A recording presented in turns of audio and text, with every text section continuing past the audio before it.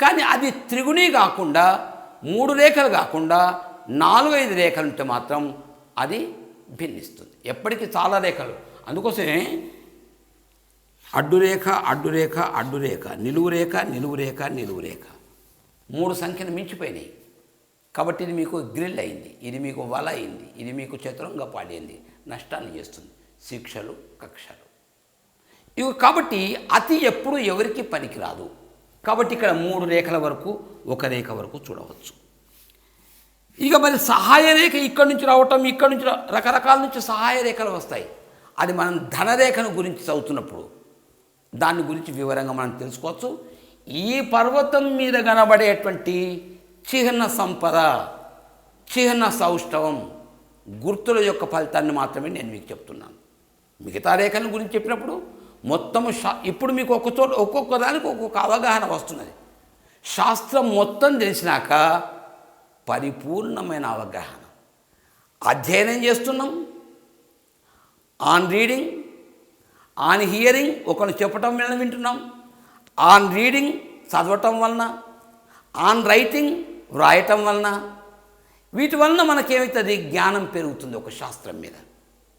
తర్వాత నిశ్చితమైన పరిశీలన, ఎవరెవరికి ఈ రేఖలున్నాయి, వాళ్ళ ఫలితాలు ఎట్లా నడిచాయి, ఏమైనా నష్టాలు పొందారా, నష్టాలు పొందడానికి కారణం ఉందా, ఏదైనా రేఖ ఖండించిందా, ఇటువంటి విషయాలను చూసి ఒక నిశ్చితమైన పరిశీలన చేస్తాం.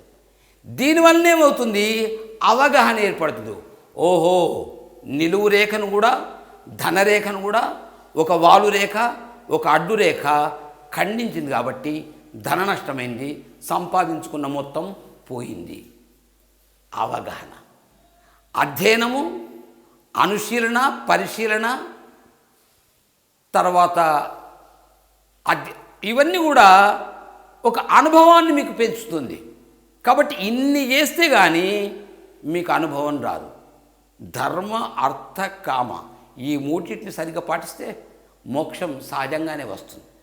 కాబట్టి అనుభవం అన్నది నిశిత పరిశీలన ద్వారా, అధ్యయన ద్వారా, అవగాహన ద్వారా ఈ 3 ఏకమైనవి అంటే దాని యొక్క ఈక్వల్ టు మీకు అనుభవం. ఆ అనుభవం వచ్చిందంటే ఇక మీరు ప్రిడిక్ట్ చేయవచ్చు. కొంతమంది ప్రిడిక్ట్ చేస్తారు, ప్రిడిక్ట్ చేయరు. పాండిత్యం వేరు, కవిత్వం వేరు. ఈ పరిజ్ఞానం ఉండటం, ఈ విషయం తెలిసి ఉండటం శాస్త్రజ్ఞానము మాత్రమే. శాస్త్రజ్ఞానాన్ని కలిగి ఉండి ఈ శాస్త్రాన్ని గురించి ఒకరికి చెప్పాము, ఒకరి రేఖల్ని పరిశీలించి అనుభవంతో ఫలితాలు చెప్పినామనుకోండి, ప్రిడిక్ట్ చేసినామనుకోండి, అది మీకు విజ్ఞానం ఎట్లాగూ ఉంది కాబట్టి ఇది మీకు కళ అవుతుంది. అది చక్కని పద్ధతిలో చెప్పాలి, అభయప్రధానంగా చెప్పాలి. జ్యోతిష్యం వచ్చు కదా, నాకు భాష వచ్చు కదా, తెలిసి తెలియని జ్ఞానంతో అంటే మిడిమిడి జ్ఞానంతో నీకు మారకం ఉంది, ఏడాది కంటే ఎక్కువ బ్రతకవు, నీకు ఒక 6 సంవత్సరాల వరకు పెళ్ళే కాదు, భార్య ఒకవేళ వచ్చినా కానీ విడాకులు ఉంటాయి, ఇది భాగ్యాలు చెప్పటం అని కాదు. ఉత్సాహపెట్టండి. ఏం చేయటం వలన చెడును తొలగించుకుంటాం. ఏది శుభగ్రహం అనటానికి వీల్లేదు. నేను శుభగ్రహాలు చెప్పినప్పుడు గురువు, బుధుడు, చంద్రుడు, శుక్రుడు అని చెప్పాను. గురువు ద్వాదశంలో ఉన్నప్పుడు, లగ్నంలో ఉన్నప్పుడు శుభాన్ని చేస్తున్నాడా? లేదే. శుభగ్రహం ఎట్లా అవుతుంది? శుభ లక్షణాలు, శుభ ఫలితాలనే కాదు, వాటి తత్వాలు, వాటి గుణగణాలు, వాటి గొప్పతనాలతోనే అవి శుభమైనయే తప్ప శుభ ఫలితాలు ఇస్తాయి, అన్ని అశుభ ఫలితాలు ఇస్తాయి, అన్ని శుభ ఫలితాయి. ఏం శని శుభమే చేయడా? అశుభగ్రహం అని ఎందుకు అనాలి? సూర్యుడు శుభమే చేయడా? ఉద్యోగమే ఇవ్వడా? కీర్తి ప్రతిష్టలు ఇవ్వడా? అశుభగ్రహం అని ఎందుకు అనాలి? సరే, పెద్దలు ఆ పదాన్ని వాడినరు, మనం వాడాలి. ఇప్పుడు సంధులలో కూడా, సమాసాలలో కూడా దుష్టమైనవి ఉంటాయి. మీకు 2 సంస్కృత పదాలని కలిపినప్పుడు శిష్టమైన సమాసం అవుతుంది. ఇప్పుడు జిల్లా, పరిషత్. పరిషత్ మీకు సంస్కృతమైంది, జిల్లా హిందీ అయింది. సాహిత్య అకాడమీ, సాహిత్య అన్న సంస్కృత పదం అయింది, అకాడమీ అన్నది మీకు ఇంగ్లీష్ అయింది. అంటే దుష్ట సమాసం కిందికి వచ్చింది. కానీ చాలామంది వాడినరు దాన్ని. ఇది అప్పుడు శిష్ట సమాసం కిందనే వచ్చేసింది. చాలామంది సాహిత్య అకాడమీ అంటున్నారు, జిల్లా పరిషత్ అని అంటున్నారు. కాబట్టి వాడుకలోకి వచ్చిందో, అనుభవానికి వచ్చిందో, కారకం మార్చుకున్నదో వంటి వాటిని బట్టి శుభ అశుభ ఫలితాలు మనం చెప్తుంటాము. అందులోని బీజ సంపద, చిహ్న సంపద అనగా గుర్తుల యొక్క ఆఢ్యత్వాన్ని, వాటి మంచితనాన్ని బట్టి మనం ఫలితాలు చెప్పుకుంటున్నాం. ఒక నిలువు రేఖ ధనకారకం, ఇక్కడి నుంచి వచ్చే పెద్ద రేఖ ధనకారకం కాదు, సహాయకారకం మాత్రమే, సహాయమే చేస్తుంది. నిజమైన డబ్బు రేఖ ఇక్కడే ఉంటుంది.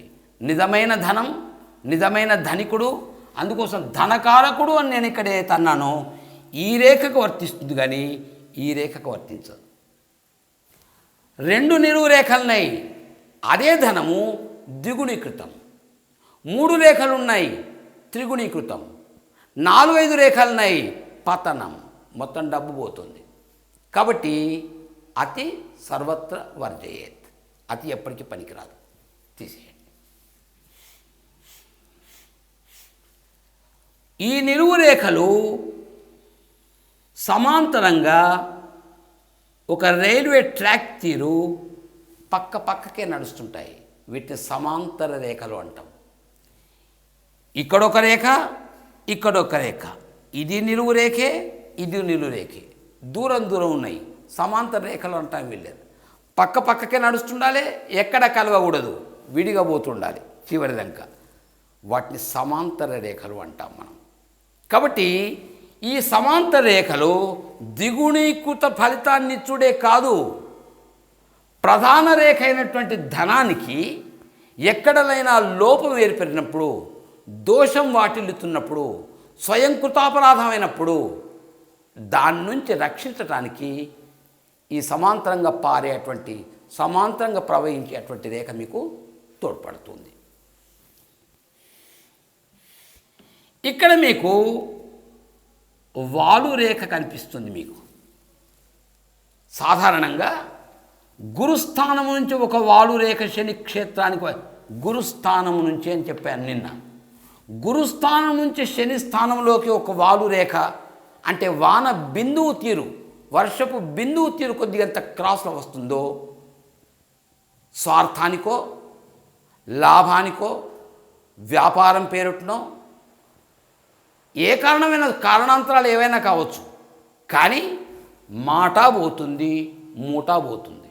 ఆయనతున్న బంధుత్వము, మిత్రత్వము, డబ్బు అన్నీ పోతాయని చెప్పాను. కానీ శని స్థానంలో జన్మించింది, శని స్థానంలో పట్టినే వాలుపోయింది. తన డబ్బును తానే నష్టం చేసుకుంటాడు. ఎందుకు? దురభ్యాసాల కారణంగా, పేకాడటం వలన, గుర్రాలాట. కారణాలు ఇవి అవి అని చాలా చెప్పవచ్చునండి.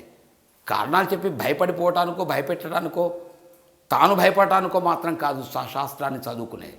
అంటే స్వీయ దోషాల వలన, స్వయం కృతాపరాధాల వలన తన డబ్బును తానే పాడు చేసుకుంటాడు. కూర్చుండి కొండలను అరిగిస్తాడు వాడు. తల్లిదండ్రులు ఒక 10 కోట్లు కూడబెడితే వీడు ఏమి పని చేయకుండా కాలు మీద కాలు వేసుకుని ఇంట్లో కూర్చుండి ఆ 10 కోట్లను అరిగిస్తాడు. అటువంటి వాళ్ళకి ఈ రేఖ ఉండే అవకాశాలు ఉన్నాయి. అంటే తనదాన్ని తానే నష్టం చేసుకుంటున్నాడు. కొన్ని జంతువులు ఉంటాయట, తన పిల్లల్ని తానే తింటుంది, కళ్ళు కనబడకనో మరి ఏ కారణం. అది ఏముందాం, స్వయంకృతాపరాధమే, అంతే, అంతకు మించి ఏం లేదు. పక్క క్షేత్రం నుంచి వచ్చింది నిజమే, పక్క గ్రహం. ఆ గ్రహానికి ఈ గ్రహానికి మిత్రుత్వం ఉందో లేదో, సమాన భావంలో నువ్వెంతో నేనంతా, నా ప్రాంతాన్ని నువ్వు ఆక్రమించడం ఏమిటయ్యా, ఇది దురాక్రమణ, కోపానికి వచ్చింది, నష్టం చేసింది, ఓకే. అరే నీ పర్వతం నీకే వంకర ఉంది కదా, తనకు తానే అపకారం చేసుకునే వ్యక్తి. ఇట్లా మీకు వాలు రేఖ ఉంటుంది. ఇక్కడి నుంచి వచ్చి ఇటు వాలు రేఖ పోయింది. న్యాయానికి ఇది మీకు కీర్తి రేఖ కావాలి. ఇక్కడ రేఖ ఉన్నప్పుడు ఉద్యోగ రేఖ కావాలి. శని క్షేత్రంలోకి పోయింది. శనికి సూర్యునికి సంబంధాల ప్రకారంగా చెప్పినప్పుడు తండ్రి కొడుకులు అని చెప్తారు. తండ్రి కొడుకులైన ఆచార్యులే. వీళ్ళల్లో ఏకమతం లేదు, సఖ్యత లేదు, మిత్రుత్వం లేదు, సమధర్మం లేదు, పైపెచ్చు శత్రుత్వం ఉంది. కీర్తిని అపకీర్తిగా మారుస్తాడు. గొప్పగా అవుతున్నాడు, ఏదో లీకేజ్ ఇస్తాడు, అపకీర్తి పాలు చేస్తాడు. పెద్ద ఉద్యోగం ఉన్నాడు, ఏదో పొరపాటు చేయిస్తాడు, ఖచ్చితంగా ఉద్యోగాన్ని పోగొడతాడు. ఇది శని క్షేత్రం నుంచి ఇంత వస్తే రైట్. ఇదే శని క్షేత్రంలో అడ్డురేఖలున్నాయి. ఇటువంటి వ్యక్తికి కాళ్ళ నొప్పులు, కీళ్ళ నొప్పులు, నరాల వీక్నెస్, నర్వ్స్ వీక్నెస్ అంటాం మనం, బలహీనంగా ఉంటాయి. ఒక వేలు పొరపాటున ఇట్లా వంగింది అనుకోండి, బొబ్బా అంటాం ఆ వేలు చూసుకొని. కాళ్ళను ముడిచి పడుకున్నాం అనుకోండి, ఆ పెద్ద నరం ఏతుంటుందో పట్టుకుంటుంది. మళ్ళీ చాపాలి కాళ్ళు అన్నప్పుడు చాలా కష్టపడాల్సి వస్తుంది. దాన్ని నర్వ్స్ వీక్నెస్ అంటాం, బలహీనంగా ఉంటుంది అన్నట్టు. ఇట్లా అడ్డురేఖలు ఎవరికైతే ఉంటాయో వాళ్ళకి ఈ వ్యాధి వచ్చే అవకాశం ఉంది. లేకున్నా కొంతమందికి వస్తాయి కావచ్చు, కారణాలు మిగతాయి ఉండవచ్చు, వంశపరంపరం కావచ్చు, స్వీయ దోషం కావచ్చు, దురభ్యాసాల వలన కావచ్చు, అడ్డురేఖల వలన అనుకోవటానికి వీల్లేదు. అడ్డురేఖలు కూడా ఉన్నాయి అనుకోండి, తప్పనే తప్పదు. పైపెచ్చు పూర్వీకులకు, వంశజులకు, తరాలకు హెరిడిటీ ప్రకారంగా ఒకవేళ ఈ యొక్క మధ్యమాంగుల మీద నిలువైన పలకలు కనిపిస్తే గోటిపైన ఖచ్చితంగా నర్వ్స్ వీక్నెస్, ఖచ్చితంగా కీళ్ళ నొప్పులు, ఖచ్చితంగా వాత బాధపడుతూ ఉంటారు. కాబట్టి అడ్డురేఖలు మంచివి కావు. కొన్ని అడ్డురేఖలు ఇంద్రుల సగం, గురువుల సగం, అట్లాగే సూర్యుల్లో సగం, శనిలో సగం, అంటే పక్క క్షేత్రాన్ని కూడా ఆక్రమిస్తుంది. అంటే ఈ అడ్డురేఖలు నష్టప్రధానమైనవి,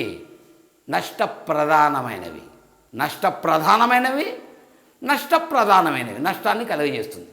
అంటే కాళ్ళ నొప్పులు ఉంటాయి, కంటి నొప్పులు ఉంటాయి, ఉష్ణ తీవ్రత ఉంటుంది, నరాల వీక్నెస్ ఉంటుంది, ఏవేవో రెండు వ్యాధులు బాధిస్తుంటాయి. కానీ ఇది జరుగుతుందా, గోళ్ళ మీద కూడా చూడాల్సి వస్తుంది. అద్దంలో, వ్యాధులు గోళ్ళల్లో చూసుకోమని స్పష్టంగా చెప్పబడి ఇంతకుముందే చెప్పినాను. కాబట్టి అందులో మీరు చూసుకోవాలి. ఈ వ్యాధులు కేవలం శని యొక్క కారణంగానే వస్తున్నాయా? లేదు, వంశపరంపరంగా కావచ్చు, లేదా ఒక దురభ్యాసం వలన. దురభ్యాసాలు మీకు ఎక్కడ కనిపిస్తాయి? ఇది కూడా దురభ్యాసాలకు గుర్తులే. దీనికి తోడు చంద్రమండలంలో ఈ యొక్క కంకణ రేఖలకు కొద్ది మీరు మధ్య కాదు, కొద్దిగా మాత్రమే మీదికి మీకు ఇట్లా అడ్డు రేఖలు వస్తాయి. అవి ఖచ్చితంగా దురభ్యాసాలే. దురభ్యాసం అంటే దేన్ని అందాం? ఎక్కువ భాగాలు తిన్నాం అనుకోండి, ఎక్కువసార్లు ఛాయ్ తాగినాం అనుకోండి, అది కూడా ఒక దురభ్యాసమే. స్మోకింగ్ దురభ్యాసమే, పేకాట దురభ్యాసమే. ఏవీ లేవని అందరితో చెప్తాడు, కానీ అన్నీ ఉంటాయి, అంటే అబద్ధాలు మాట్లాడే గుణం ఉంది అన్నట్టు, అది కూడా ఒక దురభ్యాసమే. ఏదైనా అదే పనిగా చేస్తున్నప్పుడు దురభ్యాసంగా మారుతుంది. కాబట్టి ఏ దురభ్యాసమైనా మన ఆధీనమున ఉన్నంత వరకు, మన కంట్రోల్లో ఉన్నంత వరకు అలవాటే, దురభ్యాసం మాత్రం కాదు. ఇక నేను తాగను, తెల్లారి నుంచి తాగడు, నియంత్రణ శక్తి అనుకుంటుంది. కొంతమంది వ్యక్తులు 10 మంది అనటం వలన, తనకు తాను మనసునొచ్చో, కుటుంబ సభ్యులకు నష్టం వాటిల్లుతుండటం వలన ఈ దురభ్యాసాలలో ఒక దాన్ని మానుకుంటాడు. ఇక్కడ కూడా మాసిపోతుంది. మానుకున్నాడు అంతే, అంటే ఆ రేఖ నిర్బలమవుతుంది, నిర్జీవమవుతుంది, సజీవంగా మీకు కనబడదు. కానీ దురభ్యాసమే. ఒక సిగరెట్ తాగుతున్న వ్యక్తి, ఆయన మానుకొని ఏడాది దాటినా ఆయన ముందే ఎవరో సిగరెట్ కాలిస్తే క్యా మజా ఉంటే ఎంత మంచిగా ఉంటుండే, ముక్కులోంచి పొగవే. ఎన్ని తీళ్ళు వర్ణించుకునే వాళ్ళు లేరండి. జ్ఞాపకం వస్తే మళ్ళీ తాగబుద్ధి అవుతుంది. ఇక అలవాటు పోయినట్టు ఎట్లా అండి? పూర్తిగా పెకించి రూట్ అవుట్, ఎరాడికేట్ చేసేయాలి, తీసేయాలి మొత్తం. అప్పుడు మాత్రమే రేఖ మలుగుతుంది. అట్లా సాధ్యం కాదు కాబట్టి, సంవత్సరాల తరబట్టి అలవాటుగా ఉంది కాబట్టి, అది దురభ్యాసం కింద వచ్చింది కాబట్టి, మానుకుంటే నిర్బలంగా నిర్జీవంగా కనిపిస్తాయి. ఆ అలవాటు ఉంటే మాత్రం సజీవంగా కనిపిస్తాయి. ఆ రేఖలు మీకు ఇక్కడ కనబడతాయి, ఇక్కడ కనబడతాయి, గోళ్ళ మీద కూడా కనిపిస్తాయి. దాని ద్వారా వచ్చే వ్యాధులు మనకు స్పష్టంగా కనిపిస్తూ ఉంటాయి. ఈ శని క్షేత్రం లోపల పాయలు దొడిగిన రేఖలు నిలువు రేఖ, పాయ, త్రిశూలం. భవ్యంగా యుక్తితోని, శక్తితోని స్వయం తన కాళ్ళ మీద తాను నిలబడి సంపాదించే శక్తి ఈ వ్యక్తికి ఉంటుంది. కానీ ఇవే రేఖలు ఇంకొక గుణాలు పెరిగినాయి అనుకోవటానికి వీల్లేదు. ఇవి బహురేఖలైపోయినాయి.